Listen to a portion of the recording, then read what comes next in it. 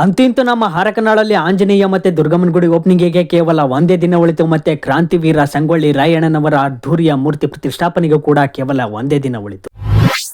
ನಾನು ನಿಮ್ಮ ಪ್ರೀತಿಯ ವಿಕ್ಕಿ, ಕನ್ನಡಿಗರಾದ ನಾವೆಲ್ಲರೂ ತುಂಬಾನೇ ಲಕ್ಕಿ ಅಂತ ಹೇಳ್ತಾ ನನ್ನ ಹೊಸ ವಿಡಿಯೋಗೆ ಎಲ್ರಿಗೂ ಹೃದಯಪೂರ್ವಕ ಸ್ವಾಗತ ಸುಸ್ವಾಗತ.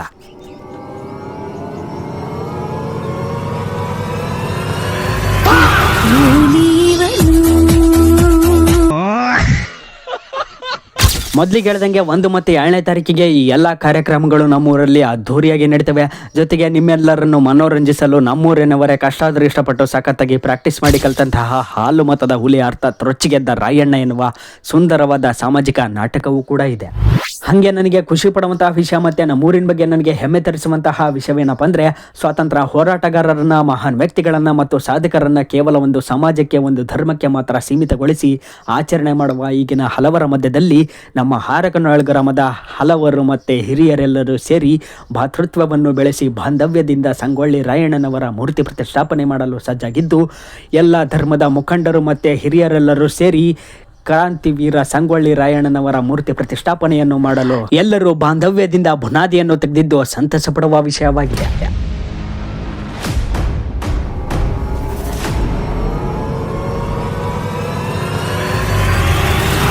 ಹಾಗೆ ಕತ್ಲಾಗ್ತಿದ್ದಂಗೆ ಊರಿನ ರಾಜ ಬೀದಿಗಳೆಲ್ಲ ಬಹಳ ಅದ್ಧೂರಿಯಾಗಿ ಅಲಂಕಾರ ಮಾಡಿದ್ರು. ಅದಕ್ಕೆ ನಾನು ನಮ್ಮ ದೋಸ್ತ ಬೈಕಲ್ಲಿ ಹೋಗ್ತಾ ಅವನ್ನ ವಿಡಿಯೋ ಮಾಡ್ಕೊಂಡ್ವಿ.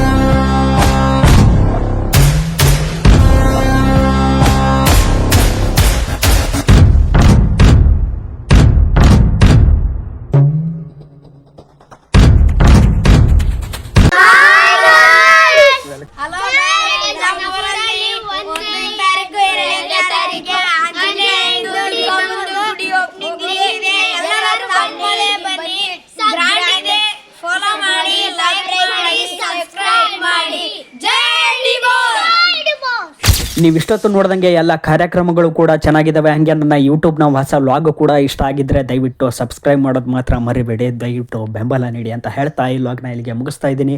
ಮತ್ತೆ ಸಿಗೋಣ ಮುಂದಿನ ವಿಡಿಯೋದಲ್ಲಿ. ಅಲ್ಲಿವರೆಗೂ take care, love you, tata, bye bye.